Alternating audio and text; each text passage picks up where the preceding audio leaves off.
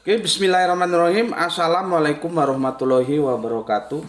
Asyhadu an la ilaha illallah, asyhadu anna Muhammadar Rasulullah. Allahumma sholli ala sayyidina Muhammad wa ala ali sayyidina Muhammad. Kama sholaita ala sayyidina Ibrahim wa ala ali sayyidina Ibrahim fil alamina innaka Hamidum Majid. Sebelumnya kita panjatkan dulu doa kepada Gusti Allah Agung untuk saudara-saudara kita yang telah memberikan sholawatnya kepada channel dakwah ini ya, dan insya Allah sholawat itu akan menjadi catatan langit amal soleh bagi mereka dan keluarganya kelak, dan insya Allah akan terbalaskan oleh balasan yang lebih baik lagi. Kemudian untuk seluruh viewer terkasihku dimanapun kalian berada, aku ucapkan terima kasih ya. Semoga selalu always dan tidak pernah never tetaplah bertumbuh menjadi satu pribadi tangguh yang anti skip dan anti download. Bagi yang berkenan silakan saja di share linknya ya, tapi jangan diunduh lalu dipotong-potong nggak karuan ya. Aku tidak pernah kasih izin yang seperti itu ya. Selanjutnya semuanya aku nggak bisa sebutkan satu persatu. Terima kasih atas apresiasinya untukku dan keluarga, dan semoga doa-doa baik kalian juga dicurahkan untuk kalian semuanya. Sebagai sesama saudara kita saling mendoakan dalam kebaikan, dan insya Allah doa kita bagian dari sekian banyak doa yang dikabulkan oleh Gusti Allah Agung. Amin amin ya robbal alamin. Dengan sebuah informasi aku katakan bahwa ini disiarkan live via TikTok dan YouTube-nya, nanti juga bisa kita unggah setelah acara ini selesai. Untuk teman-teman yang di TikTok, mohon maaf dengan segalanya karena kegaptekan gue nih belum familiar. Jadi kalau ada yang kurang-kurang mohon dimaklumi. Oke. Saya akan sampaikan dulu materi kajiannya, nanti mungkin bisa kita lanjutkan dalam ajang diskusi ya. Kemarin aku sudah menjelaskan tentang kawaid atroba, itu adalah secara harafiah memang dia buah dada yang montok, tapi maksudnya itu lumbung. Lumbung itu merujuk kepada makanan. Artinya kita tidak akan mendapati cerita bahwa di surga nanti itu ada busung lapar gitulah ya. Dan sudah aku komparasi dengan makanan orang-orang neraka gitu ya. Oke, ini aku hapus. Nanti yang mau Yusuf Ali mungkin sudah ada yang baca, bisa kita diskusikan ya. Sekarang kita akan mengkaji sebuah tajuk ya, bukan hanya Yesus yang jadi jalan ya. Bukan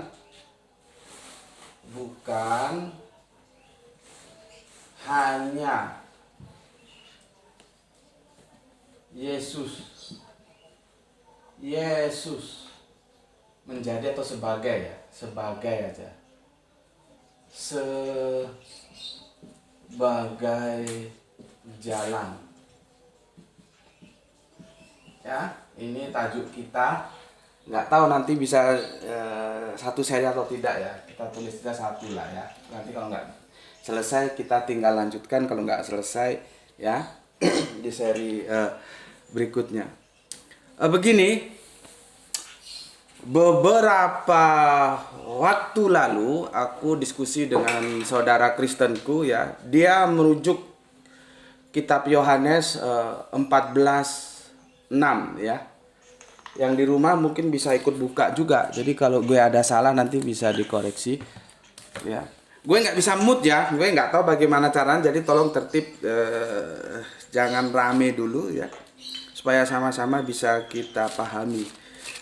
Di rumah buka Yohanes 14 ayatnya yang ke-6.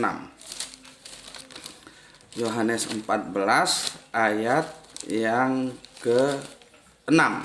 Itu tajuknya, perikopnya tentang rumah Bapa ya.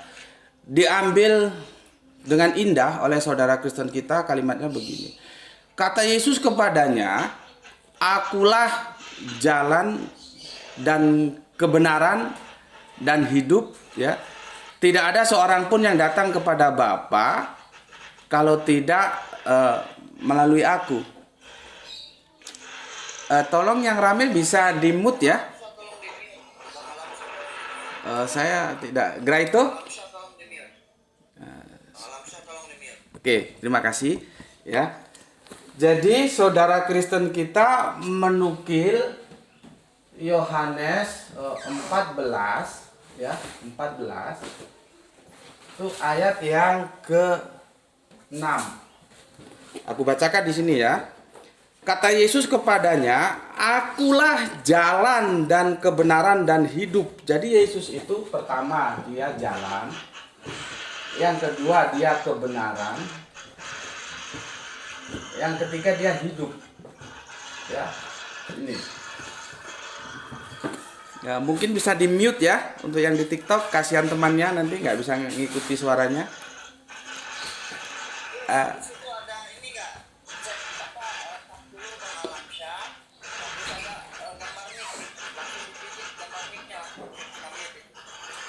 Itu bisa di mute tuh. Di mute tuh. Gambar speakernya di kan. Ada mic kan? Nah, mic-nya di tap juga, nanti kena mute. Nah, oke. Oke, terima kasih. Ya. Yesus itu adalah, ya, kata Yesus, akulah jalan, kebenaran dan hidup. Ya, dilanjutkan, ya, tidak ada seorang pun yang datang kepada Bapa kalau tidak melalui aku. Jadi salah satu jalan untuk sampai kepada Bapa itu harus melalui Yesus. Dan kita tidak keberatan itu ya. Karena masing-masing agama itu mempunyai klaim teologis. Kalau kita menyebutnya inad dina indallahi Islam. Tidak ada ya yang diterima kecuali Islam. Itu nanti aku jelaskan ya. Yang jelas itu klaim teologis sah-sah saja. Jadi tidak ada jalan ya kalau tidak melalui Yesus yang bisa sampai kepada Bapa. Pada Bapa. Oke, ya. Yang jadi masalah jalan ya sirot ini dikomparasi oleh saudara Kristen kita di surat Az-Zukhruf ya, surat 43 ayat yang ke-61 dan surat Al-Fatihah ya ayat yang ke-6. Ayat yang ke-6. Karena di sini nanti ada sirotol mustaqim. Di sini ada sirotol mustaqim ya. Yang ini terjemahannya salah ya. Teman-teman yang punya waktu silakan cari di channel YouTube Subandite Sukoco ya. Sirotol mustaqim itu bukan jalan yang lurus. Karena mustaqim itu kan seperti ini, sirik itu perbuatannya, musyrik itu orangnya. Nah, ini mustaqim ini orang.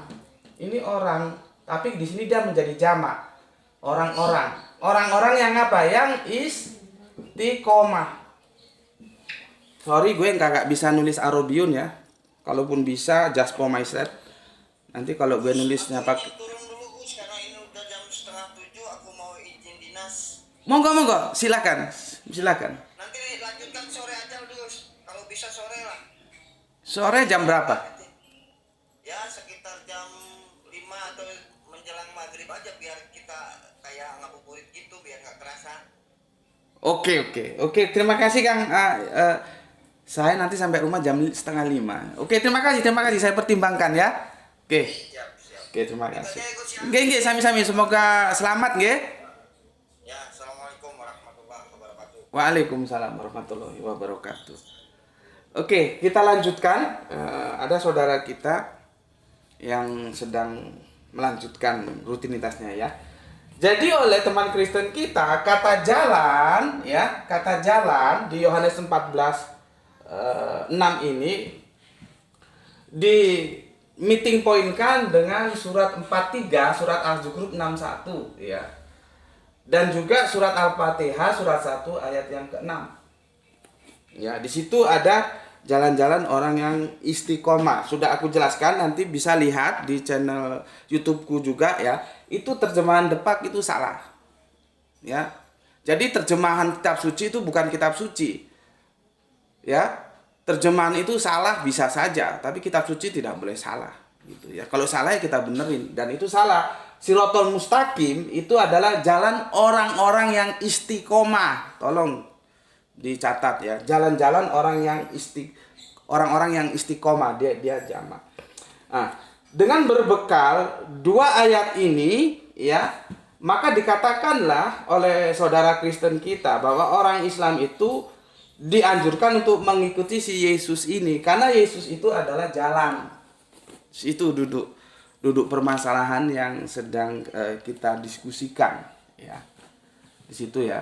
Apakah kerangka berpikir yang dibangun oleh saudara Kristen kita itu bisa dipertahankan secara kokoh atau dia akan runtuh ya dengan pendekatan-pendekatan Qur'ani.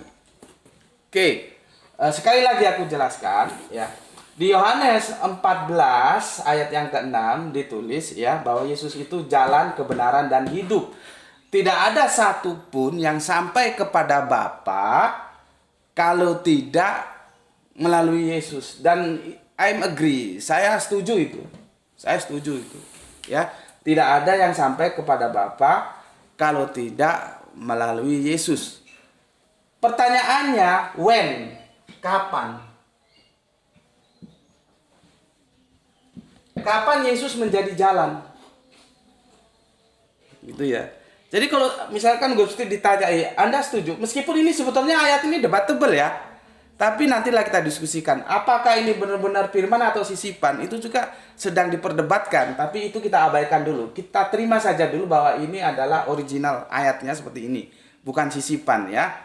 Ya, sementara kita terima begitu saja dulu. Gus Beti ya. Kalau ditanya apakah Yohanes 14:16 itu benar? Iya benar bahwa Yesus itu adalah jalan ya kepada Bapa. Dan sini teman Kristen harus tahu Yesus itu bukan Bapa. Yang ini adalah alif lam lam ha. Ya. Tapi jalan kepada alif lam lam ha ini. Atau kalau Mas Billy itu YHWH ya. Jadi bukan Yesus itu YHWH atau alif lam lam ha, tapi dia jalan. Dan yang ngomong Yesus sendiri, dia jalan, bukan aku adalah Allah, kan nggak begitu. Seharusnya dari sini aja teman-teman Kristen seharusnya sudah tahu ya, karena jelas di situ bilang kan gini, akulah jalan, bukan akulah alif lam lam ha, akulah YHWH, enggak begitu. Akulah jalan. Ya seharusnya diikuti karena Yesus itu mengaku sendiri dia jalan kepada Bapa. Siapa Bapa itu? Dialah alif lam lam ha. Yesus memanggilnya Bapa. Jadi dia bukan alif lam lam ha itu. Itu poin pertama. Poin kedua, kalau Yesus jalan, oke, pertanyaannya when? Kapan? Karena ya lihat penjelasan di Sirotol Mustaqim ya, surat 1 ayat yang ke-6 itu dia jamak loh. Orang-orang yang istiqomah dia jamak, mustaqim itu jamak, plural. Jadi kalau dikatakan bahwa Yesus itu jalan, yes, I am agree, tapi bukan hanya Yesus. Lihat teman Kristen kita mempersempit permasalahan itu Yesus. Jadi hanya Yesus sebagai jalan. Yesus sebagai jalan dan hanya Yesus itu benar. Tapi pertanyaan saya, when? Kapan dia? Karena nanti Moses, kanjeng Nabi Musa, itu juga jalan. Itu jalan juga itu. Nanti kanjeng Nabi Muhammad ya jalan juga. Jadi makanya sesuai dengan tajuk, bukan hanya Yesus sebagai jalan. Maka ketika ya Yohanes 14 ayat ke-6 ini dikomparasi dengan surat Al-Zukhruf 61 ya. Nanti surat Al-Zukhrufnya kita baca mungkin untuk kajian seri yang kedua ya. Ini ke-1 dulu ya. Di Sirotol Mustaqim surat Al-Fatihah yang ke-6 ya. Sirotol Mustaqim ya, jalan-jalan orang yang istiqomah ya, bukan jalan yang lurus. Jalan orang-orang yang istiqomah ya. Itu jamak loh. Ini aturan nahusarofnya nggak bisa dilanggar. Jadi teman-teman Kristen, kalau dia mau menggunakan Al-Quran, ya ikuti aturan main. Grammar, tata bahasa, sorofnya, nahunya diikuti. Di situ, Sirotol Mustaqim. Mustaqimnya itu plural, bukan singular. Sehingga kalau dia hanya dinisbahkan kepada Yesus, nggak kena. Itu kebenaran aksiomatis. Gue paling nggak tertarik diskusi kalau sama teman diskusi ketika kebenaran aksiomatis itu dilanggar. Gue mending gue diem aja. ngapain juga gue layani terus, capek. Ini aksiomatis kacamata, terus dia bilang ini spidol, mau gimana lagi? Kan nggak bisa, ya. Nah, ini aksiomatis, ya. Siratal mustaqim itu orang-orang yang istiqomah, artinya dia plural, nggak single. Bagaimana mungkin ini untuk mendukung pendapat dia supaya kita mengikuti Yesus? Karena apa? Yang kita ikuti nanti bukan hanya Yesus, karena di sini jamak. Nanti aku jelaskan siapa orang-orang yang istiqomah itu. Ya, belum lagi ke sini kapan? Ya, karena ini papan tulisnya. Karena begini, ya, semoga ini bisa dilihat ya di sini.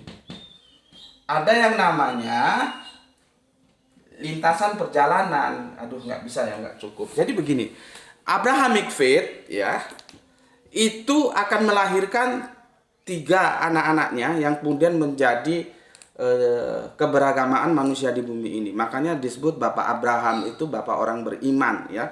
Kalau di Islam itu sampai gelarnya itu Khalilullah. Khalil itu lebih dekat dari sahabat, sohib ya. Sohib kalau kita, jadi sahabat itu dari sohib masuk ke bahasa Melayu menjadi sahabat ya. Serapan dari lisanul Arabian. Ya, Bapak Abraham itu melahirkan 3 anaknya, yaitu Yahudi, kemudian Nasrani, kemudian Islam. Terlepas nanti Yahudi tidak menerima Kanjeng Nabi Isa atau Yesus itu nanti ya kita diskusikan. Aku membicarakannya secara global dulu.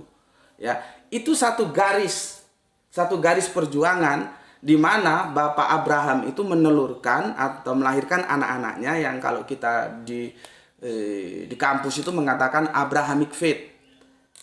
Ketiga agama besar ini, Yahudi, Nasrani, dan Islam, gue pakai Nasrani dulu ya, nggak pakai Kristen, itu tidak bisa keluar dari kewibawaan Bapak Abraham. Nggak bisa.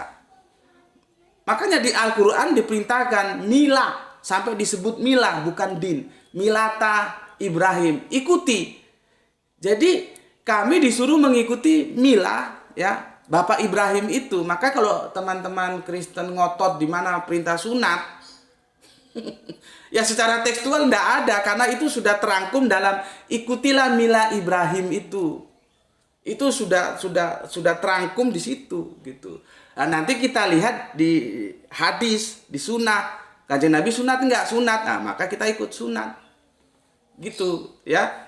Jadi kerangka berpikirnya itu harus paham mana hal-hal yang khusus, mana hal-hal yang umum. Dalam perintah milata Ibrahim itu sudah secara umum itu masuk di situ perintahnya. Ya, jadi kembali lagi dalam Abrahamic faith itu ya ada dalam satu garis lurus benang merah Yahudi, Nasrani, dan Islam. Kalau ditanya kapan Yesus itu menjadi jalan, ya ketika di era kenabian Yesus. Gitu loh ya. Di era kenabian Yesus.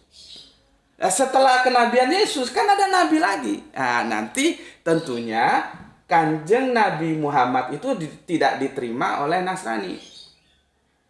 Nah, dan itu ceritanya sama bagaimana Yahudi tidak mau menerima Kanjeng Nabi Isa atau Yesus. Jadi Nasrani itu sebetulnya penolakannya mengulangi apa yang dilakukan oleh saudara Yahudi kita. Kalau Islam kami itu menerima semuanya. Bapak Abraham tentu, Kanjeng Nabi Musa tentu, Kanjeng Nabi Isa tentu, Kanjeng Nabi Muhammad sebagai penutup khataman Nabi tentu.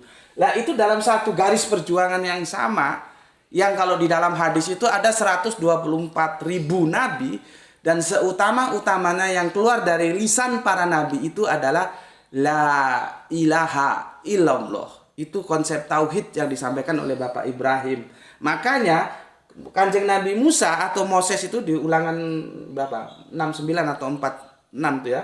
Nanti bisa dilihat di situ dikatakan yang itu di copy paste lagi oleh Yesus ya, ketika Yesus ditanya sama orang-orang Yahudi yang diutus, hukum apa yang pertama? Yesus menjawab dengan tegas, ya. Dengarlah orang Israel, Tuhan Allah kita, Tuhan itu Esa. itu mengulangi apa yang disampaikan oleh seniornya Bapak Musa. Begitu juga nanti Kanjeng Nabi Muhammad begitu, ya. Kita bisa lihat di surat Al-Ikhlas, Qul huwallahu ahad. Jadi ciri khas Abrahamic faith itu adalah tentang konsep teos yang tunggal itu tidak bisa diganggu gugat. Ya, terlepas Yahudi tidak menerima Nasrani, Nasrani tidak menerima Islam, itu hal lain, ya. Idealnya sih semua itu bermuara kepada Islam karena Islam sebagai penutup. Milad Abraham, ya, itu ada berapa? Aku tidak mendapatkan informasi yang jelas dari sejarah, ya, berapa tahun, ya. Kalau Kanjeng Nabi Musa sampai ke Kanjeng Nabi Isa itu sekitar 750 tahunan. Ya, selama 750 tahun itu Kanjeng Nabi Musa atau Moses itu sebagai jalan juga. Jalan untuk kepada Bapa ini. Tapi dulu kan di perjanjian baru baru disebut Bapa, perjanjian lama belum, ya. Ini dipopulerkan di perjanjian baru. Kanjeng Nabi Musa itu ya jalan untuk sampai kepada YHWH. Kapan? Ya dalam rentang waktu yang 750 tahun itu. Lalu dilanjutkan perjuangannya oleh Kanjeng Nabi Isa. Maka seharusnya Yahudi itu bermigrasi ke Nasrani. Menjadi Nasrani. Karena apa? Pada saat itu yang menjadi jalan itu Kanjeng Nabi Isa atau Yesua HaMasyiah. Ya, terlepas nanti ditolak Mesiasnya nanti dulu, ya. Kita bicarakan secara holistik dulu. Ya. Maka kalau ditanya, kalau orang-orang dari saudara kita Kristen tanya sama aku, Yesus itu adalah jalan, ya. Iya benar, cuman kapan? Dia menjadi menjadi lalu. Dulu dia jalan. Sekarang sudah diganti dan dilanjutkan. Itu namanya abrogasi. Menggantikan, ya, melanjutkan dan meluruskan. Karena kita sudah hidup dalam sekian rentang waktu. Ya, sudah dilanjutkan oleh Kanjeng Nabi Muhammad. Tidak lagi era Kanjeng Nabi Isa. Jadi begini, setiap nabi ada waktunya dan setiap waktu itu ada nabinya. Maka kalau ideal ini kita jalankan, dalam satu kurun waktu ada satu dinullah. Dinullah itu adalah agama yang bersumber dari Allah. Jadi waktunya dulu, waktu Yahudi, maka kita tidak akan selamat kalau tidak kita menjadi Yahudi mengikut pada Kanjeng Nabi Musa. Karena waktunya itu waktu beliau. Jadi kalau kita hidup di zaman kenabian Kanjeng Nabi Musa, kita harus mengikuti Kanjeng Nabi Musa. Begitu juga kalau kita mengikuti Kanjeng Nabi Isa karena kita hidup di zaman beliau, ya kita tidak ada pilihan lain. Makanya disebutkan tidak ada yang sampai kepada Bapa kalau tidak melalui aku. Iya, pada saat itu. Masalahnya sekarang kita hidup di zaman kenabian siapa? Sekarang Kanjeng Nabi Muhammad. Maka disebutlah dalam Al-Quran, Inna dina indallahi Islam itu. Jadi dia mengalami sebuah abrogasi, ya. Dilanjutkan. Oke. Sekarang tentang Sirotol Mustaqim, ya. Sirotol Mustaqim itu kalau kita lihat tafsir itu adalah orang-orang yang istiqomah. Dia ini plural, nggak single. Bagaimana mungkin di sini akan mengarah kepada Yesus doang? Nggak mungkin. Ini aturan sorot nahu dari Al-Quran. Kalau kekristenan memaksa, ya jelas kita bilang you ngawur lah, ya. Kecuali ini single, ini plural, artinya, ya. Orang-orang yang istiqomah itu bukan hanya Yesus. Bapak Abraham itu orang-orang yang istiqomah. Kanjeng Nabi Musa atau Moses itu juga orang-orang yang istiqomah, ya. Nanti juga Kanjeng Nabi Muhammad itu orang-orang yang istiqomah. Ya, istiqomah ajak tunduk terhadap hukum Allah, itu istiqomah. Maka orangnya disebut mustaqim. Jadi ihdinas sirotol mustaqim, tunjukilah kami jalan orang-orang yang istiqomah. Artinya apa? Kami ini berusaha untuk napak tilas jalan-jalan yang orang-orang yang istiqomah. dalam tafsir siapa orang-orang yang istiqomah itu, maka ranking pertama dia para nabi. Para nabi. Ini ranking pertama. Jadi para nabi-nabi itu adalah ya orang-orang yang istiqomah atau disebut mustaqim. Gitu loh. Ya, tinggal nanti kapan mereka melaksanakan era kenabiannya. Kita itu mengikuti jejak para nabi-nabi itu sebagai orang-orang yang istiqomah yang disebut mustaqim itu. Maka terjemahan di depan itu harusnya dikoreksi, bukan jalan yang lurus gitu loh. Dari mana kok bisa ketemu jalan yang lurus? Mungkin teman Islam sedikit gimana gitu ya. Jadi kajian-kajian Gus Musti memang selalu melakukan overlapping ya, out of the box. Tetapi out of the box itu bukan sesuatu yang tidak bisa dipertanggungjawabkan secara intelektual. Saya akan bertanggungjawabkan gitu loh. Kalau misalkan nggak terima mau mempertemukan saya dengan depak, ya saya justru berterima kasih. Selama kita menjalin dialog yang indah gitu loh. Jadi saya kurang setuju. Tapi kalau Anda masih setuju atau tetap memegang bahwa Sirotol Mustaqim itu adalah jalan yang lurus, ya monggo silakan. Kalau saya enggak mau. Saya waktu saya belajar Al-Qur'an diajarkan oleh guru ngaji saya supaya saya tidak tergantung oleh orang lain. Saya bisa menerjemahkan, saya bisa menafsirkan.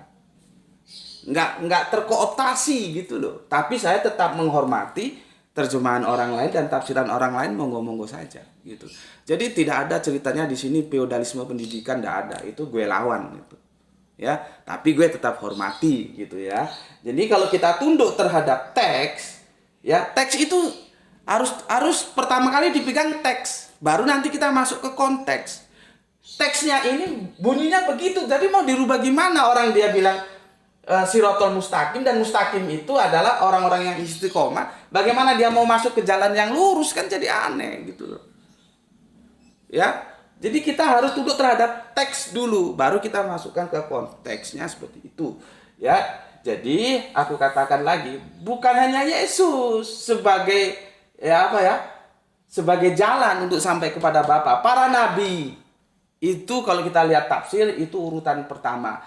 Nanti kalau dalam perspektif Islam itu ya sahabat, baru ulama-ulama, ya guru-guru ngaji kita, ya. Tapi kan sekarang ini hati-hati kalau zaman sekarang itu ya. Kita jangan terkesima dengan tampilan dengan apa ya, tapi lihat jalan hidupnya. Dia hidup dalam hukum Allah enggak? Kan ulama itu nanti terbagi dua itu. Ya. Jadi yang gue maksud ini ulama-ulama yang ideal. Jadi begini. Nah, misalkan di kampung ini ya, di kampung gue ini ada orang-orang yang dia itu menjaga dirinya atau hidup dalam hukum Allah, dia bisa disebut termasuk dalam yang mustaqim itu, karena dia istiqomah menjaga dirinya. Tapi kalau dia makan uang rentenir, bagaimana dibilang istiqomah? Kalau dia menjadi pejabat dan dia korupsi, bagaimana mau disebut istiqomah?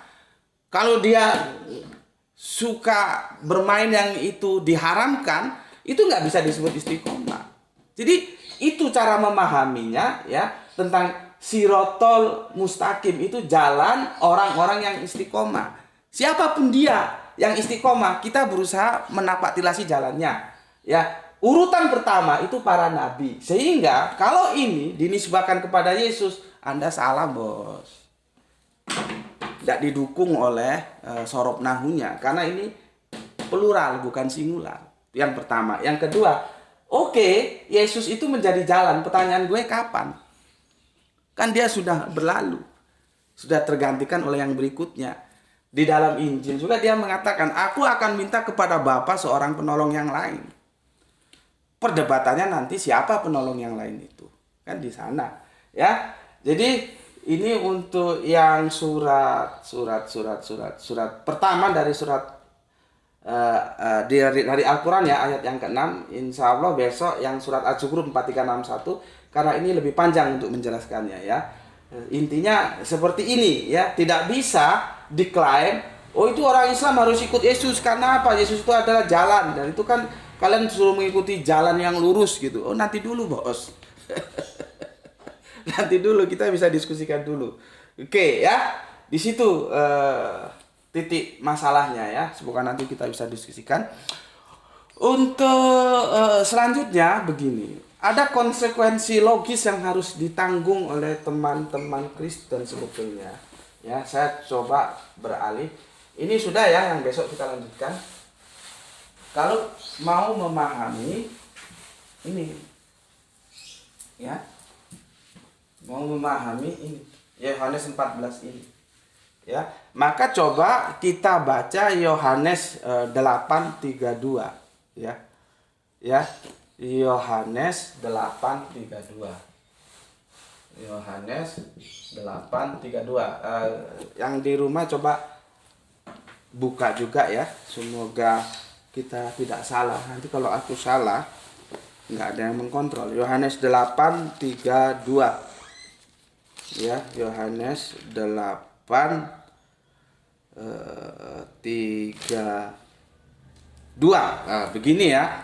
Ini kebenaran yang memerdekakan begini. Aku mulai dari yang 30. Setelah Yesus mengatakan semuanya itu, banyak orang percaya kepadanya. Gitu ya. Maka katanya kepada orang-orang Yahudi, jadi ini konteks pembicaraannya orang-orang Yahudi. Jadi meskipun kalau secara hitung-hitungan statistik memang tertolak ya, tapi tidak semua orang Yahudi itu menolak. Kalau kita berdasarkan teks ini, ya.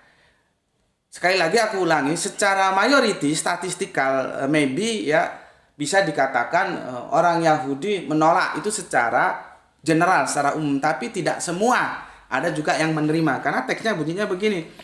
Setelah Yesus mengatakan semuanya itu, banyak orang percaya kepadanya, nyanya kepada Yesus ya. Maka katanya kepada orang-orang Yahudi. Ya, ini kan konteksnya Yahudi. Tolong dibantu tap-tap ya, karena kalau nggak di tap-tap dia langsung diputus sama TikTok ya. Gara itu, Bapak nggak bisa kontrol. Coba lihat, masih connect nggak ke Oke ya, aku lanjut ya. Jikalau kamu tetap dalam firman-Ku, kamu benar-benar adalah murid-Ku. Firman-Ku ya, dalam firman-Ku ya. Firman-Nya siapa? Yesus. Maka kalau Yesus kalian bilang firman, ini kan jadi firman di dalam firman, kan kacau. Jadi Yesus itu punya firman, firman-Nya dari Bapa. Firman yang diamanakan oleh Yesus. Tetapi kalau Yesus itu dianggap firman, Yohanes 1:1 kan jadi kacau. Jadi firman punya firman. Makanya kan gue bilang, teman-teman Kristen dan teman-teman Islam, coba kita duduk bareng, kita bicarakan ya. Yang selama ini jarang dibicarakan, kita langsung masuk dalam perdebatan tanpa melihat hulunya dulu. Pada mulanya firman itu adalah apa? Pada mulanya firman itu bersama-sama dengan Allah dan firman itu adalah Allah, ya. Kenapa firman itu langsung diasosiasikan otak kita itu Yesus? Itu gimana? Itu kan harus didiskusikan dulu. Dan itu tidak pernah kita diskusikan. Firman itu jelas-jelas dia noun atau isim. Kenapa menjadi personal? Gimana cara menjelaskannya? Ya, itu seharusnya kita diskusikan dan saya belum pernah dengar ada diskusi tentang itu. Maybe sometime kita bisa buka diskusi tentang itu. Itu yang pertama. Yang kedua, kalau dia firman terus menjadi personal, taruhlah nanti ada alasan yang membenarkan itu. Kenapa kok jatuhnya ke Yesus? Karena di surat Yohanes 1 sampai terakhir itu nama Yesus tidak muncul, baru muncul nanti di akhir, itu pun dia sedang di meeting pointkan dengan Musa. Gitu loh. Walaupun nanti di Yohanes 1:14 ya, itu dijelaskan itu tidak pakai antropos, dia pakai apa ya? Ketika firman itu telah menjadi daging, bukan menjadi manusia, itu terjemahannya. Ya. Jadi ada egeneto ya, sak. Kai hologos, sak egeneto, bukan kai hologos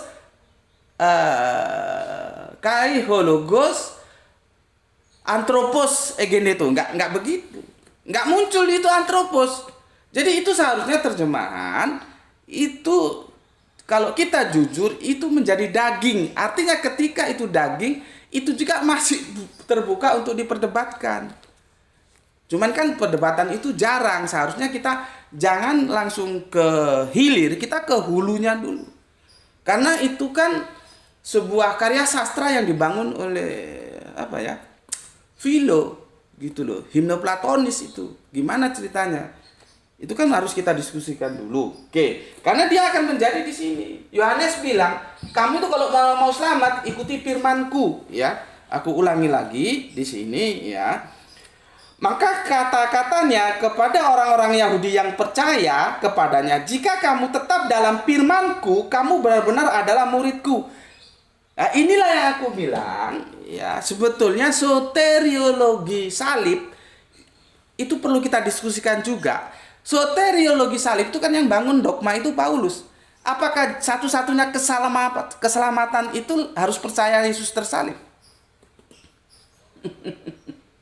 Kan itu menarik kita diskusikan. Aku bukan yang hanya mengkritisi, tapi aku juga memberikan solusi. Apakah tidak lebih bijak kita menggunakan soteriologi logos? Jadi keselamatan itu dibangun atas logos, atas firman. Firman yang mana? Firman yang sedang diamanahkan kepada Yesus. Kalau Yesus bilang ke kanan, ya kita ke kanan. Yesus bilang ke kiri, kita ke kiri. Jangan Yesus bilang tunggal terus di sini jadi tritunggal. Itu bagaimana bisa disebut murid? Coba. Jadi konsekuensinya banyak sebetulnya kalau kita kupas Yohanes 14:16. Kita bisa lihat nanti di Matius 7:21 ya. Matius 7:21. Apa yang dikatakan? Yang teman-teman Kristen dan teman-teman Islam kalau diskusi sering mengutip ayat ini ya. Aku memberikan masukan untuk teman-teman Islamku, itu bukan ayat yang menjelaskan tentang konsep teos. Jadi jangan digunakan untuk membantah bahwa Yesus bukan Tuhan. Bukan di sana konteksnya ya. Matius 7:21. Sebentar, aku buka dulu. Kalian juga di rumah buka ya. Bisa bantu aku kalau aku salah kutip ya. Nanti bisa diingatkan. Ya, Matius 7:21 bunyinya begini. Bukan setiap orang-orang yang berseru kepadaku Tuhan, Tuhan akan masuk ke dalam kerajaan sorga, melainkan dia yang melakukan kehendak Bapa. Jadi yang masuk ke surga itu yang melakukan kehendak Bapa lewat firman yang disampaikan oleh Yesus. Gitu loh. Itu namanya soteriologi logos, keselamatan yang dibangun atas firman. Makanya soteriologi salib itu seharusnya dipikirkan ulang lah. Itu kan dogma yang dibangun oleh Paulus. Ya. Apakah tidak ada keselamatan lain? Ada. Ya, soteriologi logos. Masalahnya ketika Yesus sendiri firman, itu jadi kacau memang firman punya firman. Di situ ya. Sekarang Matius 7:21 aku ingatkan lagi kepada teman-teman Islamku, jangan menggunakan ayat ini untuk menunjukkan Yesus bukan Tuhan. Konteksnya nggak begitu, gitu loh. Kan begini, Yesus bilang kan begini. Bukan setiap orang yang berseru kepadaku Tuhan, Tuhan atau Tuan, Tuan ya. Itu ribet untuk menjelaskannya. Videonya sudah ada di channel YouTubeku bahwa Tuhan itu berasal dari kata Tuan ya. Itu Leitsker punya lah ya. Itu sudah ada, silakan lihat di sana ya. Jadi begini. Percuma saja lu panggil gue bos. Ya, tapi lu tidak mengikuti apa yang gue bilang, lu harus ikuti dong ya apa yang diperintahkan oleh pemegang saham perusahaan ini gitu loh. Itu analogi yang gampang seperti itu ya. Jadi ini bukan menjelaskan konsep tentang teos. Kalau konsep tentang teos itu Markus 12:29. Ya, itu jelas dan itu tidak bergeser sedikit pun dengan apa yang disampaikan Kanjeng Nabi Musa atau Moses di Perjanjian Lama. Nggak bergeser itu. Ehad. Nggak ada ceritanya kalau ehad itu kesatuan, kalau yahid itu satu. Itu aturan main bahasa Ibrani dari Hong Kong apa begitu. Nggak begitu ya. Oke, aku ulangi lagi ya. Di sini artinya kamu itu percuma memanggil aku Tuhan, Tuhan, menghormati aku, tapi kamu tidak melakukan apa yang telah menjadi kehendak Bapakku yang di sorga. Gitu maksudnya ya. Jadi ini bukan menjelaskan konsep teos. Sama dengan teman-teman Tritunggal. Biasanya dia menukil Markus ya terakhir ya. Kita bisa buka. Itu Markus terakhir ya. Yang baptislah itu Markus yang ada di surat yang ke-16 ya, ayat yang ke berapa ini? 19 atau ke-18 ya. Tanda-tanda ini. Ini yang ke-19. Sesudah itu Tuhan Yesus berbicara demikian kepada mereka, terangkatlah ia ke surga duduk di sebelah kanan Allah. Oh, bukan ini. Bukan ini ya. Yang begini kalimatnya, baptislah mereka atas nama Bapa, Putra dan Roh Kudus. Itu tidak menjelaskan konsep teos, tapi itu perintah ya tentang menyampaikan Injil atau penginjilan. Jadi nggak bisa kalau teman-teman Tritunggal biasanya menggunakan ayat itu untuk mendukung kebenaran Tritunggal yang dia pahami. Konteksnya beda, Bos. Itu diperintahkan ya untuk mewartakan Injil, bukan itu menjelaskan tentang konsep teos gitu. Ya. Jadi sama saja, teman-teman Islam juga jangan menggunakan Matius 7:21 untuk berbicara konsep teos. Teman-teman Kristen juga jangan menggunakan baptislah mereka atas nama Bapa, Putra, dan Roh Kudus ya untuk mendukung argumentasinya tentang Tritunggal ya. Tidak begitu karena dia mengalami lost context jadinya. Itu tidak tentang teos. Jadi kalau tentang teos ya tentang teos, kalau yang enggak ya enggak, jangan dipaksakan ya. Sorry, itu bukan di Markus tapi ada di Matius 28 ayatnya yang ke-19. Karena itu pergilah, jadikanlah semua bangsa muridku dan baptislah mereka dalam nama Bapa dan Anak dan Roh Kudus. Itu bukan konsep teos. Ya, berita untuk perikopnya ada sudah jelas, perintah untuk memberitakan Injil. Sudah clear. Bagaimana itu digunakan untuk membenarkan argumentasi konsep teos yang Tritunggal kan? Injilnya bilang ke kanan, dia ke kiri. Jadi nggak nyambung gitu ya. Oke, itu yang bisa aku sampaikan karena waktunya sudah 30 menit lebih ya. Banyak konsekuensi logis yang harus kita benahi, kerangka berpikir kita benahi kalau kita mau mendiskusikan surat Yohanes 14 yang ke-6. Yang tentang jalan tadi sudah aku jelaskan ya. Jadi ini jamak ya. Jalan orang-orang yang istiqomah, bukan orang istiqomah. Kalau itu orang istiqomah ya bolehlah ke Yesus karena tunggal ya. Jadi kalau itu dikunci itu hanya tunggal dan hanya Yesus ya, Al-Quran jelas menolak itu karena sorot nahunya tidak bicara demikian. Oke, sampai di sini dulu kajian kita ya. Pesan aku, jaga Allah, jaga Kanjeng Nabi, jaga Al-Quran, jaga puasamu, jaga sholatmu ya, jaga iman Islammu dalam keindahan ya, simpan dia dalam hatimu yang paling dalam. Tetapi tetap memberi hormat kepada saudara-saudara kita yang memilih jalan lain karena mereka tetap saudara kita. Semoga yang belajar dan yang mengajar mendapatkan keberuntungan, yaitu rezeki yang barokah dan kesehatan yang prima. Ya, terima kasih ya sudah meluangkan waktu ngaji bareng Gus Betik di channel ini ya. Terimalah salam dari aku, salam Isra, Islam rasional. Oke, matur nuwun, alhamdulillahirabbil alamin.